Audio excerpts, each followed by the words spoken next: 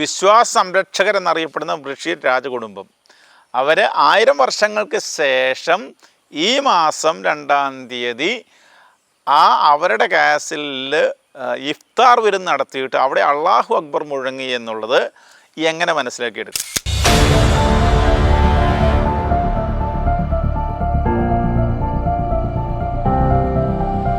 ഒരു സ്കൂള്, കുട്ടികൾ തലങ്ങും വിലങ്ങും നടക്കുന്ന ഒരു സാഹചര്യം. അവിടെ ഒരു കൊച്ച് ഒരു ഖുറാൻ കൈ പിടിച്ചിട്ടുണ്ട്. ഇതൊന്നും അറിയാതെ വേറൊരുത്തൻ കൊച്ചിനിട്ട് വന്ന് തട്ടുന്നു, ആ ഖുറാൻ താഴെ വീഴുന്നു. ആ ഖുറാൻ എന്തോ ചെറിയ കേട് പറ്റുന്നു. അത് വലിയ കേസാകുന്നു, വധഭീഷണിയാകുന്നു വീട്ടുകാർക്ക്, കൊച്ചിൻ്റെ വീട്ടുകാർക്ക്. അവസാനം പോലീസ് വന്നപ്പോൾ അതൊരു മതനിന്ദയായിട്ട് ചിത്രീകരിക്കപ്പെട്ടു. ആ കുട്ടി സസ്പെൻഡ് ചെയ്യപ്പെട്ടു. അതുമാത്രമല്ല, മറ്റു കുട്ടികൾ സസ്പെൻഡ് ചെയ്യപ്പെട്ടു എന്ന് പറയുന്നത് ഒരു ക്രൈസ്തവ രാജ്യമായിരുന്ന ഒരു സ്ഥലത്തുണ്ടായ നിയമമാണെന്ന് ഓർക്കണം.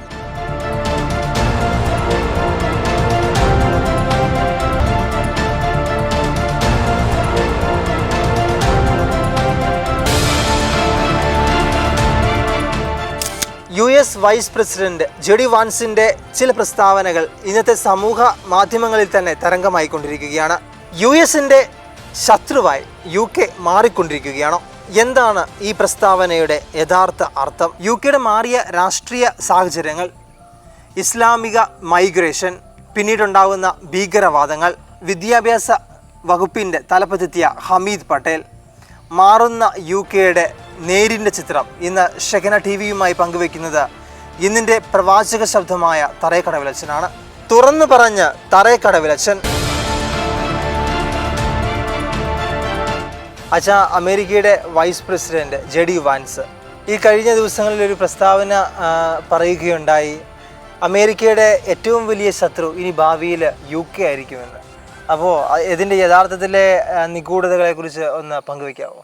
ഷെക്കിന പ്രേക്ഷകർക്കെല്ലാം നമസ്കാരം. ഏതാണ്ട് ഒരു മാസം മുമ്പ് അല്ലെങ്കിൽ കുറച്ചും കൂടെ മുമ്പ് വൈസ് പ്രസിഡൻ്റായിട്ടുള്ള ജെഡി വാൻസ് ന്യൂക്ലിയർ ആയുധങ്ങൾ കൈവശമാക്കാൻ പോകുന്ന ആദ്യ ഇസ്ലാമിക രാഷ്ട്രമായിരിക്കും UK എന്നും, അങ്ങനെ അമേരിക്കയുടെ ഭാവിയിലെ ഏറ്റവും വലിയ ശത്രുവായിട്ട് UK മാറുമെന്നും പ്രസ്താവിക്കുകയുണ്ടായി.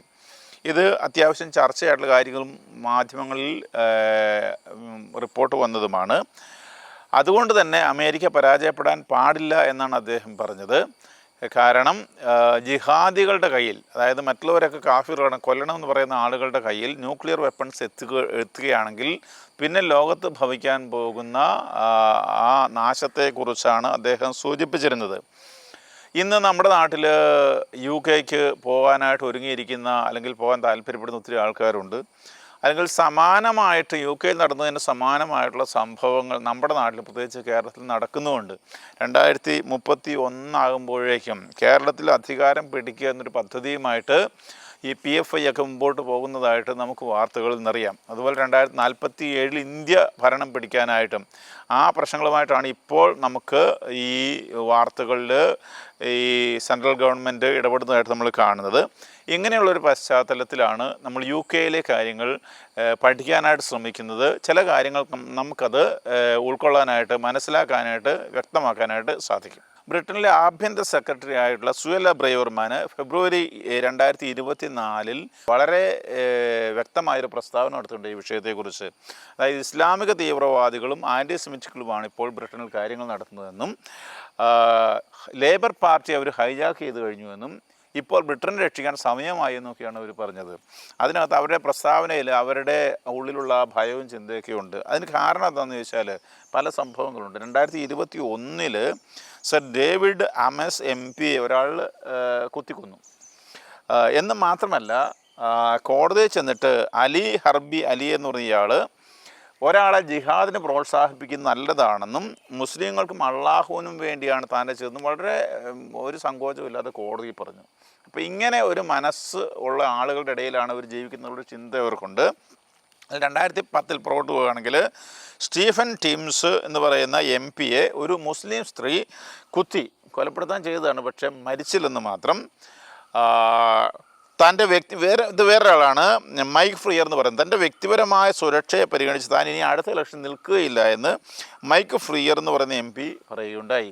ഇങ്ങനെ തുടർച്ചയായിട്ട് ഈ എതിരായിട്ട് സംസാരിക്കുക അല്ലെങ്കിൽ എന്തെങ്കിലും അങ്ങനെ ചെയ്യുന്ന ആളുകളെ ഇങ്ങനെ ഭീതിപ്പെടുത്തുന്ന കാര്യങ്ങൾ ചെയ്യുക, അവരെ ഇല്ലായ്മ ചെയ്യുന്ന കാര്യങ്ങൾ അവിടെ നടക്കുന്നത് കൊണ്ടാണ്. ഇനി ഇതെങ്ങനെ സംഭവിക്കുന്നു എന്ന് ചോദിച്ചാൽ ഇതിലൊരു സ്ട്രാറ്റജി നമുക്ക് കാണാനായിട്ട് കഴിയും. 1960 ആകെ 1,00,000 ആളുകളാണ് ഈ ബ്രിട്ടനിലുണ്ടായിരുന്നത്. 1,05,000 ആളുകൾ ആകെ ഉണ്ടായിരുന്നെന്നാണ് റിപ്പോർട്ട് പറയുന്നത്. 2021 ആയപ്പോഴേക്കും ഇത് 39 ലക്ഷമായിട്ട് വളർന്നു. അപ്പോൾ അത് 6.5% മൊത്തം ജനസംഖ്യയുടെ. പ്യൂ റിസർച്ച് സെൻറ്റർ പറയുന്നത് 2050 ആകുമ്പോഴത്തേക്കും 17% ആകുമെന്നാണ്. അതിപ്പോഴത്തെ ഒരു കണക്കെന്ന് മാത്രമേ ഉള്ളൂ, അങ്ങനെയൊന്നും ആയിരിക്കണമെന്നില്ല. 2016 ഒരു സർവേ അനുസരിച്ച് മുസ്ലിങ്ങളിൽ 53%, ഇപ്പോൾ അവിടെയുള്ള മുസ്ലിങ്ങൾ 53% UK പുറത്ത് ജനിച്ചവരാണ്. മാത്രമല്ല 93% മാതാപിതാക്കൾ UK പുറത്ത് ജനിച്ചവരാണ്. അതിൻ്റെ അർത്ഥം ഇത് മുഴുവനും UK കുടിയേറി വന്നവരാണെന്നാണ് അർത്ഥം. കുടിയേറ്റത്തിലൂടെയാണ് ഇവർ ഈ നാട് പിടിച്ചെടുത്തത്. ഇങ്ങനെ ചെയ്യാൻ കഴിയുമെന്ന് 2008 തന്നെ ഗദ്ദാഫി, നമ്മുടെ ലിബിയയുടെ ഗദ്ദാഫി അന്ന് പറഞ്ഞിരുന്നു. യൂറോപ്പിൽ സാധ്യതയുണ്ടെന്നും അങ്ങോട്ട് കുടിയേറിക്കൊണ്ടും അവിടെ ഈ ജനസംഖ്യ വർദ്ധിച്ചുകൊണ്ടും ഇതിന് സാധ്യതയുണ്ടെന്ന് അദ്ദേഹം പറഞ്ഞിരുന്നു. അപ്പോൾ ഈ കുടിയേറ്റം നടന്നതോടുകൂടി, എണ്ണം കൂടിയതോടുകൂടി, പഴയ കാലത്ത് ഈ 1,00,000 ആളുകൾ ഉണ്ടായിരുന്ന കാലത്ത് അവിടെയുള്ള ആളുകൾ നമ്മുടെ നാട്ടിലെ പഴയ മുസ്ലിങ്ങൾ ജീവിച്ചിരുന്നത് പോലെ, പഴയ പാരമ്പര്യ മുസ്ലിങ്ങൾ ജീവിച്ചിരുന്നത് പോലെ ആ നാടുമായിട്ട് ബന്ധപ്പെട്ട് അവരുമായിട്ട് ഒന്നുചേർന്ന് ജീവിച്ചിരുന്നവരാണ്. അങ്ങനെയുള്ള പഴയ ആളുകൾ അവിടെയുണ്ട്. ഈ എണ്ണം കൂടിയതോടുകൂടി ഇവർ പുതിയ സ്ട്രാറ്റജിയിലേക്ക്, ഈ വഹാബിസത്തിലേക്കും മൗദൂദിസത്തിലേക്കൊക്കെ മാറുകയും ബ്രിട്ടനെതിരെ തന്നെ നിലകൊള്ളുന്നൊരു സംവിധാനത്തിലേക്ക് നമ്മുടെ നാട്ടിലുണ്ട് ഈ സംവിധാനങ്ങൾ മാറുകയും ചെയ്തു എന്നതാണ് പ്രത്യേകത. അതുകൊണ്ട് തന്നെ ഇവരിൽ ഈ ബ്രിട്ടനിലെ മുസ്ലിങ്ങൾ 96% ഇപ്പോഴും വിശ്വസിക്കുന്നത് നമുക്ക് ചിന്തിക്കാൻ കഴിയില്ല. അൽ-ഖൈദയുടെ ഒരു ഓപ്പറേഷൻ ആയിരുന്നില്ല 2001 സെപ്റ്റംബറിൽ അമേരിക്കയിൽ നടന്നതെന്ന് അവർ വിചാരിക്കുന്നത്. അത് വേറെ ആരോ ചെയ്തതെന്ന് അവർ വിചാരിക്കുന്നത്. അങ്ങനെ ഇത്രയും അന്ധമായിട്ട് ആളുകളെ പറഞ്ഞ് ധരിപ്പിക്കാനായിട്ട് ഇവരുടെ നേതൃത്വത്തിന് കഴിയുമെന്നുള്ളതാണ് പ്രത്യേകത. 43% ആളുകൾ ഈ ബ്രിട്ടനിലെ മുസ്ലിങ്ങൾ അവിടെ ശരിയാ നിയമം കൊണ്ടുവരണം എന്ന് ചിന്തിക്കുന്നവരാണെന്നാണ് റിപ്പോർട്ടുകൾ പറയുന്നത്. അതുപോലെ 53% ആളുകൾ മുസ്ലിങ്ങൾ ഇസ്ലാമിക മൂല്യങ്ങൾ പഠിപ്പിക്കുന്ന സ്കൂളുകളിൽ മാത്രമേ തങ്ങളുടെ കുട്ടികളെ വിടുകയുള്ളൂ എന്ന് ചിന്തിക്കുന്നവരാണ്. 44% മുസ്ലിങ്ങൾ സ്കൂളുകൾ ഹിജാബ് അല്ലെങ്കിൽ നിഖാബ് യൂണിഫോമായിട്ട് വന്നിരിക്കണം എന്ന് ചിന്തിക്കുന്ന ആളുകളാണ്. അപ്പോൾ തന്നെ നമുക്ക് ഇവരുടെ ചിന്തയുടെ, അതായത് ഈ 1960 കഴിഞ്ഞിട്ട് ഇങ്ങനെ മുമ്പോട്ട് നീങ്ങി വരുമ്പോൾ ഈ വഹാബിസം കയറി വന്നിട്ട് എങ്ങനെയാണ് തീവ്രവാദത്തിലേക്ക് ഇവർ മാറിപ്പോകുന്നത് എന്ന് മനസ്സിലാക്കാനായിട്ട് കഴിയും. അച്ഛാ, നമ്മളൊക്കെ ഒരു രാജ്യത്ത് നിന്ന് മറ്റൊരു രാജ്യത്തേക്ക് കുടിയേറുമ്പോൾ ആ ഒരു രാജ്യത്തിൻ്റെ സംസ്കാരം പിന്തുടരാൻ ശ്രമിക്കും. എന്തുകൊണ്ടായിരിക്കാം ഇസ്ലാമിക കുടിയേറ്റം UK ഉണ്ടായിരുന്നപ്പോൾ അവിടുത്തെ സംസ്കാരത്തിൽ അവർക്ക് ഇഴുകിച്ചേരാൻ സാധിക്കാത്തത് ഒന്ന് വ്യക്തമാക്കാമോ? സ്വാഭാവികമായിട്ട് നമ്മളൊരു രാജ്യത്തേക്ക് പോകുമ്പോൾ സാധാരണഗതിയിൽ അവരുടെ ആ കൾച്ചർ, സംസ്കാരമൊക്കെ പഠിക്കുക, അവരോട് ചേർന്ന് നിൽക്കുന്ന ഒരു കാര്യമുള്ളത്. പക്ഷേ ഇവരിത് സ്ട്രാറ്റജിക്കായിട്ട് ചെയ്യുന്നത് കൊണ്ടും അവർക്ക് പ്രത്യേക താല്പര്യങ്ങളുള്ളത് കൊണ്ടും അവരെ ഇങ്ങനെ ഈ ഇൻറ്റഗ്രേറ്റ് ചെയ്യാനായിട്ട് പരിശ്രമിച്ചിട്ടില്ല എന്ന് നമുക്ക് മനസ്സിലാകും. പിന്നെ അവിടെ ഇൻറ്റഗ്രേറ്റ് ചെയ്യാൻ അവരെ സംബന്ധിച്ച് നോക്കിയാൽ കാര്യമായിട്ടൊന്നും കാണുകയില്ല എന്നുള്ളത് മറ്റൊരു കാര്യമാണ്. ഈ വിഷയം പഠിക്കാനായിട്ട് 2016 ലൂയിസ് കേസി എന്ന കമ്മീഷനെ ബ്രിട്ടീഷ് ഗവൺമെൻറ് നിയമിക്കുകയുണ്ടായി. ഈ കമ്മീഷൻ ഇതിനെക്കുറിച്ച് പഠിച്ചു കഴിഞ്ഞപ്പോൾ ചില കാര്യങ്ങൾ അവർക്ക് മനസ്സിലായി. ഒന്നാമത്, പലപ്പോഴും ഈ വന്നു ചേർന്ന ആളുകൾ ഒരിക്കലും സമൂഹമായിട്ട് ഇൻ്റഗ്രേറ്റ് ചെയ്യപ്പെട്ടിട്ടില്ല. രണ്ടാമത്, സ്ത്രീകളും കുട്ടികളും വളരെയധികം ഇവരുടെ പഴയ നാട്ടിലുള്ളതുപോലെ ചൂഷണത്തിന് വിധേയരാകുന്നുണ്ട്. കാരണം അവരുടെ രീതിയാണത്. ഇനി ഇതിനെക്കുറിച്ച് എന്തെങ്കിലും പറയാൻ ആരെങ്കിലും മുതിരുമോ എന്ന് ചോദിച്ചാൽ ഗവൺമെൻറ് തലത്തിലോ മറ്റ് ഓഫീസുകൾ തലത്തിലോ ആരും തയ്യാറാകുന്നില്ല. കാരണം അങ്ങനെ ആരെങ്കിലും പറഞ്ഞാൽ ഉടനെ അവരെ ഇസ്ലാമോഫോബിയ ആരോപിച്ചിട്ട് അവരെ ഒറ്റപ്പെടുത്തുക എന്നുള്ളൊരു സംവിധാനം അവിടെ നടക്കുന്നുണ്ട്. അതേ സമയത്ത് ഈ വന്ന ആളുകൾ, അധികം ആളുകളും ഈ ബ്രിട്ടനെ തന്നെ സ്നേഹിക്കുന്നവരല്ല. അവർക്ക് പ്രധാനപ്പെട്ടത് അവരുടെ സമൂഹമാണ്. ഇത് നമ്മുടെ നാട്ടിലും ഒക്കെ കാണാറുള്ളൊരു കാര്യമാണ്. ഇവിടെ എന്തെങ്കിലും ഒരു കാര്യം നടന്നുകൊണ്ടിരിക്കുമ്പോൾ നമ്മൾ ഈ ഈ ആളുകൾ ഗവൺമെൻറ് തലത്തിലോ ഉദ്യോഗസ്ഥർ ഒന്നും ചെയ്യാതെ വന്നാലോ അല്ലെങ്കിൽ രാഷ്ട്രീയക്കാരൊന്നും ചെയ്യാതെ ഉടനെ ക്രിസംഖ്യാന്ന് വിളിക്കുക എന്നൊരു ശീലം നമ്മുടെ നാട്ടിൽ ഇപ്പോൾ ഉണ്ട്. ഇനി ഇവരെ തന്നെയാണെങ്കിൽ എന്തെങ്കിലും പറഞ്ഞാൽ ഉടനെ ഈ ബ്രിട്ടനിൽ നടക്കുന്ന കാര്യങ്ങൾ ഇവിടെയും നമ്മൾ എന്ത് പറഞ്ഞാലും ഉടനെ അത് പ്രവാചകൻ തന്നെയാണ്, അതാണ് ഇതാണെന്നൊക്കെ പറഞ്ഞു പോകുന്നൊരു ശീലം നമ്മുടെ നാട്ടിലുമുണ്ട്.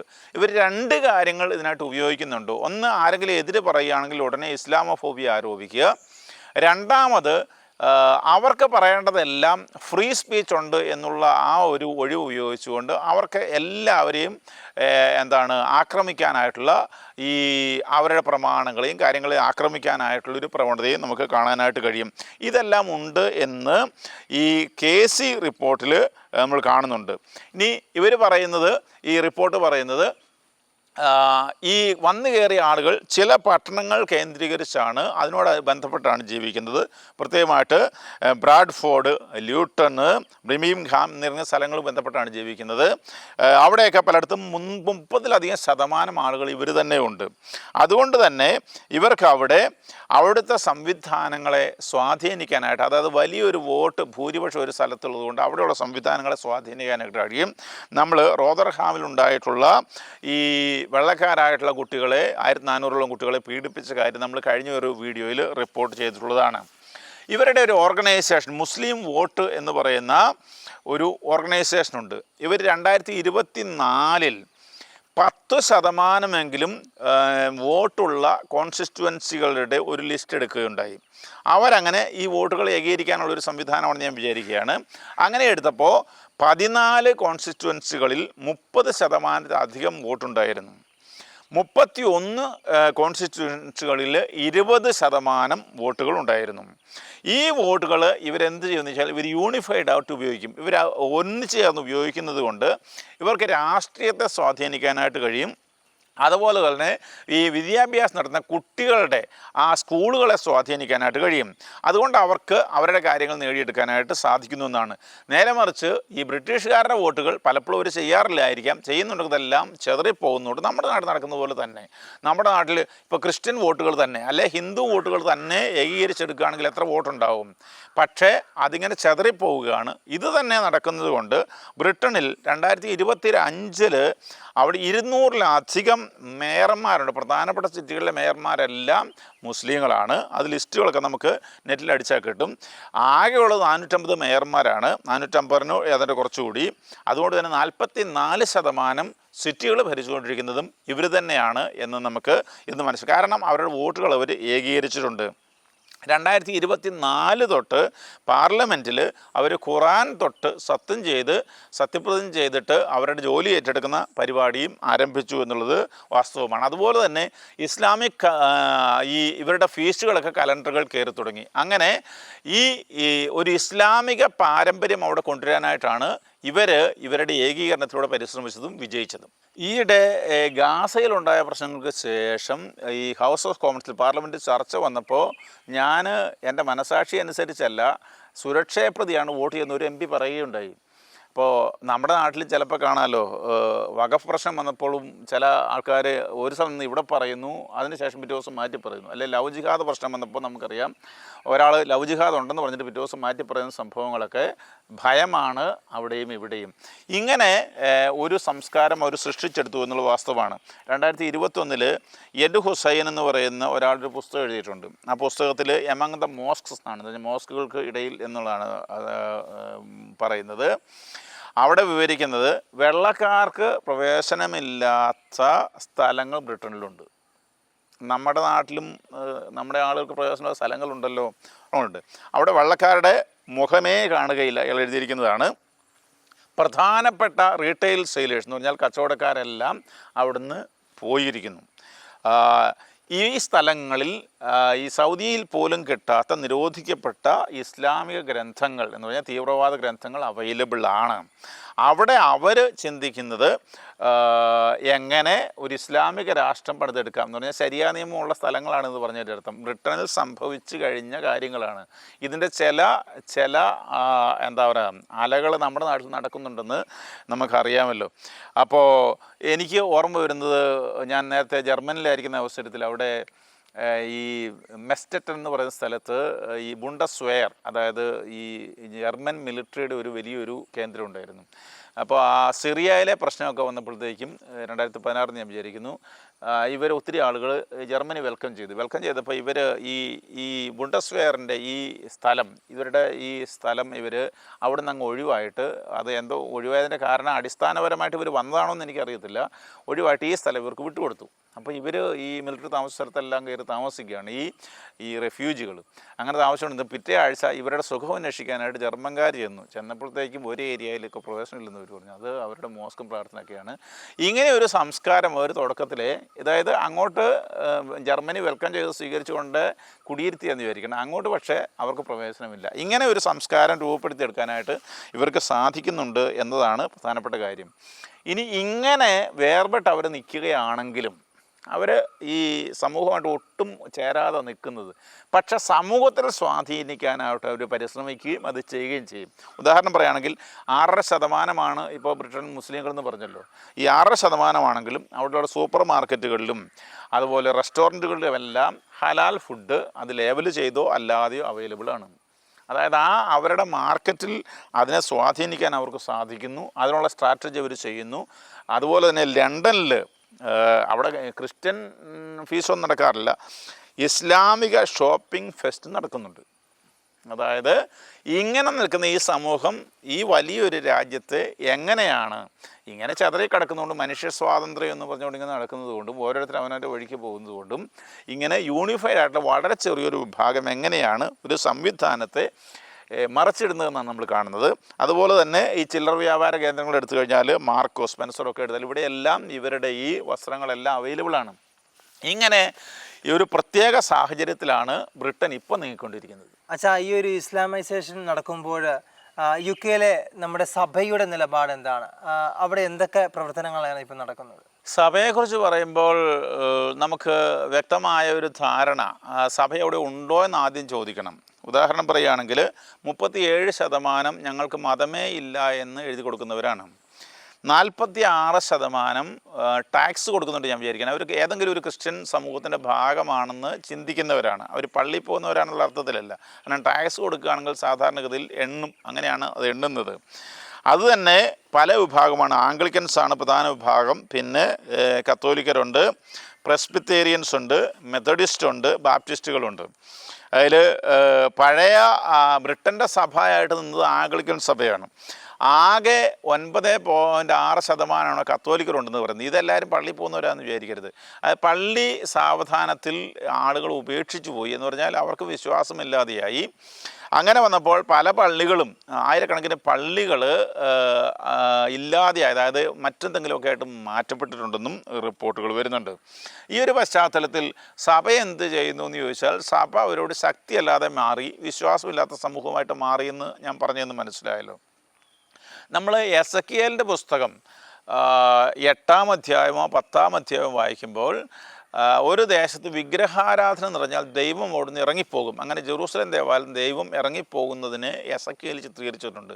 ഇതുതന്നെയാണ് ബ്രിട്ടനിൽ സംഭവിച്ചത്.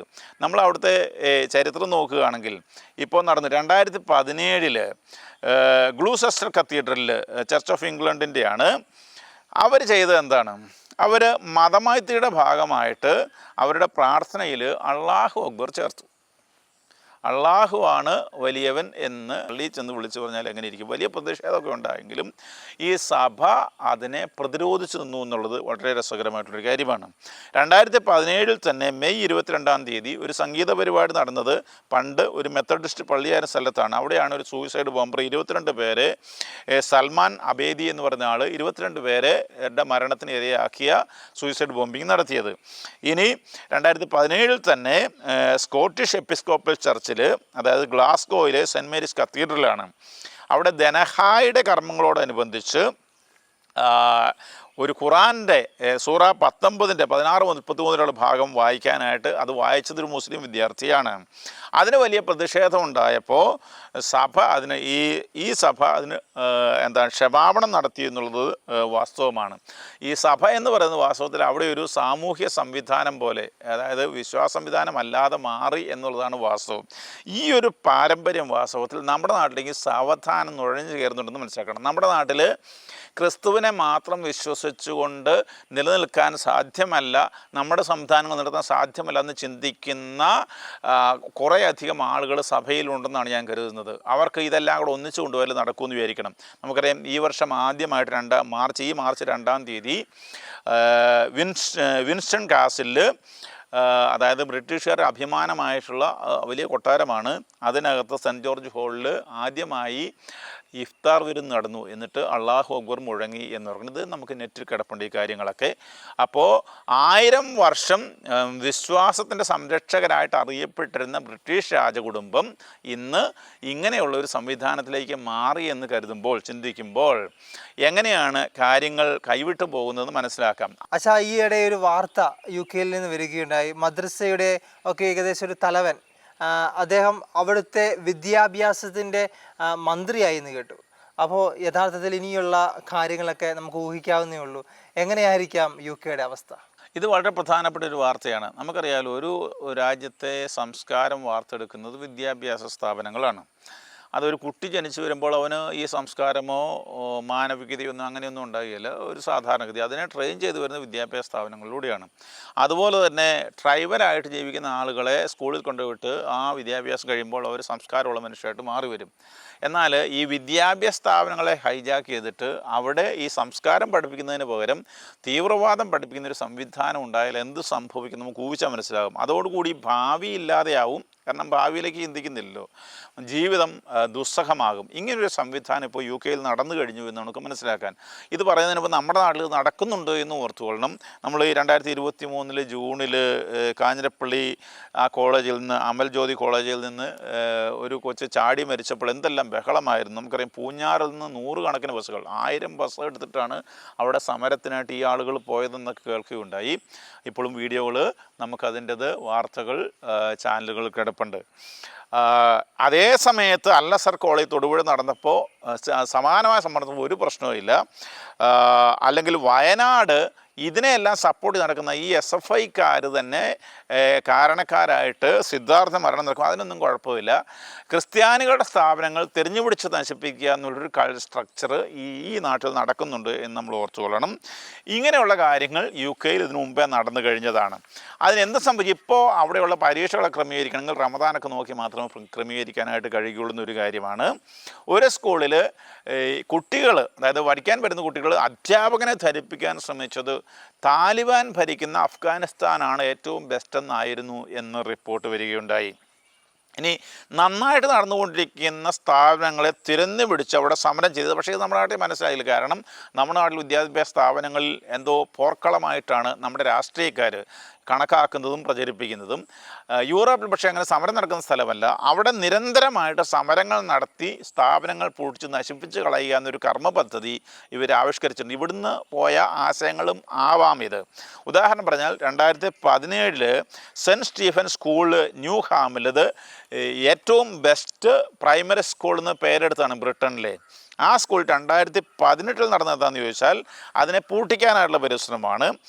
8 വയസ്സിൽ താഴെയുള്ള പെൺകുട്ടികൾ ഹിജാബ് ധരിക്കണ്ട എന്നവർ ധരിക്കരുത് എന്ന് സ്കൂളിൽ പറഞ്ഞു. ഇത് ശരിയായ നിയമത്തിന് വിരുദ്ധമായിട്ട് പറഞ്ഞതല്ല, അവർ ആ നിയമം അനുസരിച്ചാണ് പറഞ്ഞതെന്ന് പറയുന്നുണ്ട്. അതുവരെയുള്ള പ്രായമുള്ള പിള്ളേർ അങ്ങനെ ധരിക്കേണ്ട കാര്യമില്ല. കുഞ്ഞു പിള്ളേരും ഒരു ഹിജാബ് ധരിച്ച് വരണമെന്നാണ് നിയമം. അപ്പോൾ സ്കൂൾ തീരുമാനം ബഹളമുണ്ടായപ്പോൾ ഗവൺമെൻറ്റിനോട് സ്കൂൾ സഹായം ചോദിച്ചെങ്കിൽ ഗവൺമെൻറ് ഇടപെട്ടില്ല. നമുക്കറിയാമല്ലോ, കേരളത്തിലെ പല പ്രശ്നങ്ങളിലും ക്രിസ്ത്യാനികളുടെ സ്ഥാപനങ്ങളുടെ കാര്യങ്ങൾ വരുമ്പോൾ ഗവൺമെൻറ് ഇടപെടാത്ത സംഭവങ്ങൾ ഇവിടെ ഉണ്ടായിട്ടുള്ളൂ എന്നുള്ളത് നമുക്കറിയാം. മാത്രമല്ല, എതിര് പ്രവർത്തിച്ച കാര്യം, വെള്ളമുണ്ടയിലെ കാര്യം വരുമ്പോൾ നമുക്കറിയാം എതിരാണ് പാർട്ടിക്കാർ പ്രവർത്തിച്ചതെന്നുള്ള വാർത്തകളൊക്കെ എൻ്റെ കയ്യിൽ തന്നെ ഇരിപ്പുണ്ട്. അപ്പോൾ ഇങ്ങനെ സ്കൂൾ സംവിധാനത്തെ അട്ടിമറിക്കുക. അതുകൊണ്ട് തന്നെ 150 സ്കൂളുകളിൽ ഹിജാബ് നിർബന്ധമാണ് ബ്രിട്ടനിൽ എന്നാണ് ആ റിപ്പോർട്ടിൽ കിടക്കുന്നത്.